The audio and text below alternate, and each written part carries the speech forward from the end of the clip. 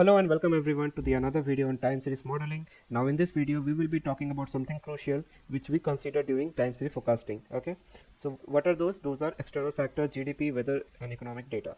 Okay, so apart from the data that is used for forecasting, we will have to consider these things also, because forecasting take into consideration these factors. So we will understand just after why this is needed. Okay, so external factors such as GDP, weather condition, economic data and exogenous variable play a crucial role in forecasting, so especially in time series analysis. Due to their potential impact on the variable of interest, they are important. So first is external factor. So external factor encompass various elements that exist outside the system being analyzed, but it can influence it. Okay, so what is important here, right? The question, what is important here? So first is causal impact. So external factor can have a causal relationship with the variable being forecasted. For instance, changes in government policies might influence economic growth, that is GDP, which in turn affect our economic indicator.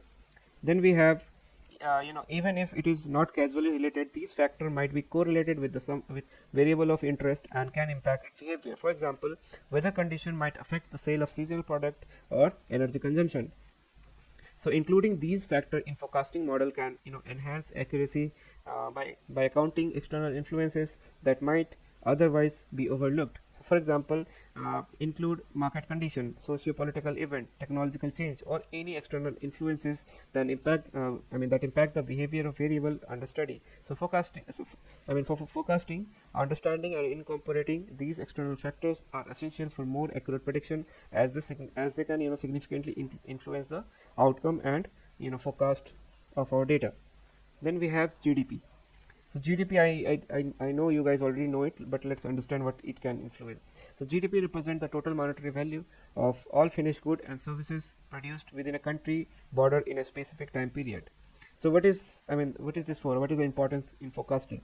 So GDP is a crucial economic indicator influencing various sectors including consumer spending, investment and employment. So forecasting GDP can provide insight into broader economic trend. It serves as a crucial economic indicator, reflecting the economic health and performance of a country. So GDP data is valuable in forecasting as it provides insight into overall economic growth, which can affect various industries and market.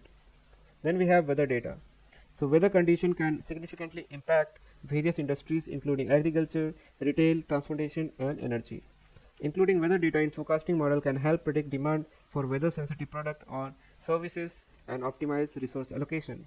So it's highly relevant in forecasting for industries like agriculture, energy, retail, seasonal demand for certain product, and transportation. Example, airline scheduling based on weather conditions. So weather pattern significantly impact consumer behavior and the demand for certain goods or services, making it vital factor in forecasting. Then we have economic data. So various economic indicators such as inflation rate, employment figure, interest rate, and consumer confidence indices provide insight into health and direction of an economy. So these indicators help in understanding economic trend and condition, guiding forecast for various sectors like finance, retail, manufacturing, and more. Then we have exogenous variable. So exogenous variable are external factors that affect the dependent variable but are not influenced by it. So incorporating exogenous variable in forecasting model help account for external influences that impact the behavior of primary variable. So in forecasting, incorporating exogenous variable is crucial as they provide additional information that affect the outcome of interest. They can significantly improve the accuracy of predictive model by capturing external influences. They enhance model accuracy by considering additional factors that might affect the outcome being forecasted.